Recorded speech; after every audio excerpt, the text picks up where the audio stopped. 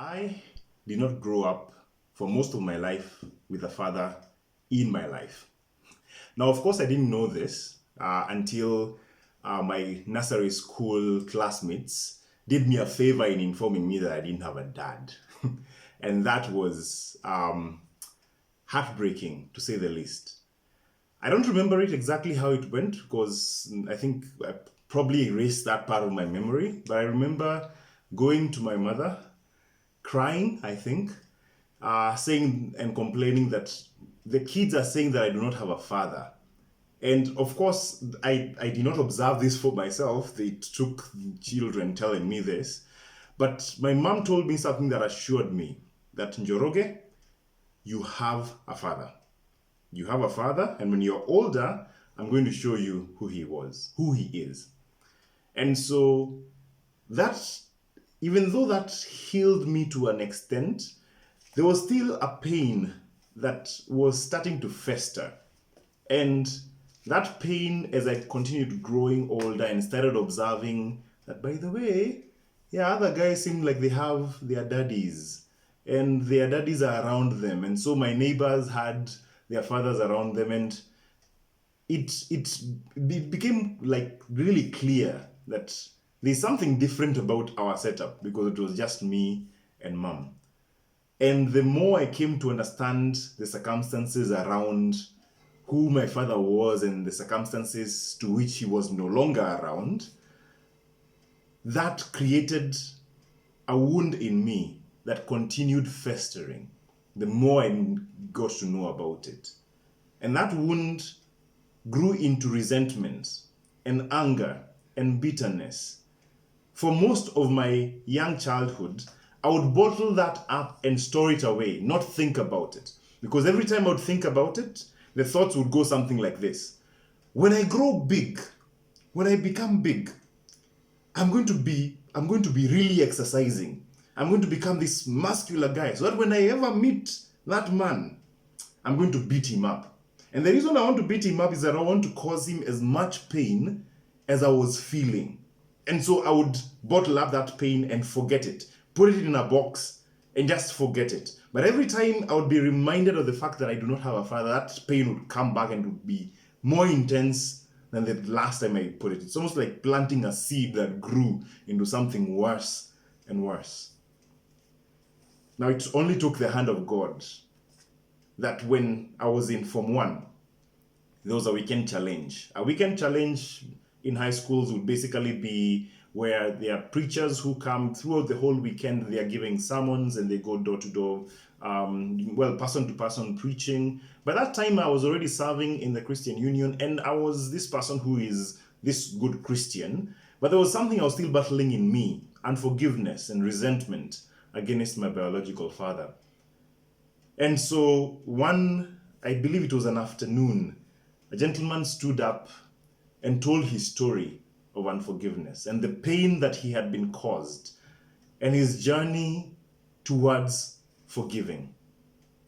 And that triggered, it awoke that memory in my heart. Again, I told you, I wasn't thinking about it constantly, but when it came intensely. It awoke in me the fact that there was this person in my life who was supposed to be one of the closest people in my life who had betrayed me, and I was angry at him. And God poked that hole that you need to forgive him. And the first thought of I need to forgive him was like, no, I am not forgiving that man. Whatever the circumstances were, I do not care for what those circumstances were. I'm not going to forgive him. He has caused me so much pain, I cannot forgive him. And it was really difficult for me to stand up and say, okay, I have a problem with unforgiveness and I need to forgive that man. And again, saying that I'm going to forgive him was just the first part. And it was the first difficult part.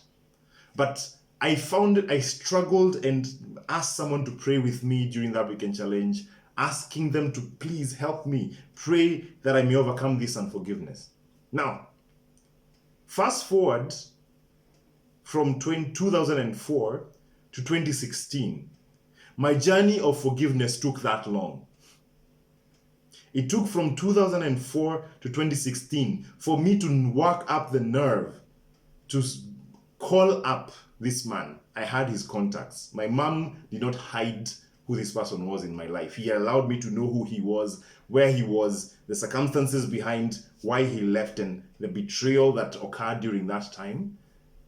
And at that point, when I picked up the phone to call him, I was trembling to say, because I wanted to meet this man and tell him, no longer now saying, and again, by that time I was big. I could have beaten him up, by the way, if I had to. But God had worked on me. And this time I was not going to go beat him, but I was calling him, wanting to go and meet him, to tell him the words that I forgive him. Now, it was a very difficult thing for me. Now imagine it's past 10 years, but it's very difficult for me to work up a nerve to do so, but I did. I worked up the nerve to go and meet with him. I met with him in a hotel in one of the towns in Kenya. It was not really an eventful meeting. We talked. He inquired about my life. I don't remember saying the words that I forgive him. It didn't really come up in that way. But I felt that that was communicated in a sense. And again, I was doing it more for me than for him. And I felt liberated at the time. But the reason I'm speaking about all of this is I'm focusing it on you parents. You that have a son or a daughter out there, especially you that is a father that has never wanted to be in that person's life. I have been loved. All of my life I've been loved. My mother took care of me, took responsibility over me, was both a father and mother to me, and always reminded me that God is my father. And I don't doubt that. God is the father to the fatherless. But he's not taking up your slack if you're not taking care of that responsibility. Mom said, I don't know who is wrong and we don't want to know who is wrong. That's fine. Things happen. But the thing is, you not being involved in that child's life is your choice. It is your choice. And I felt the crushing pain of not having a father and the resentment that comes as a result of it.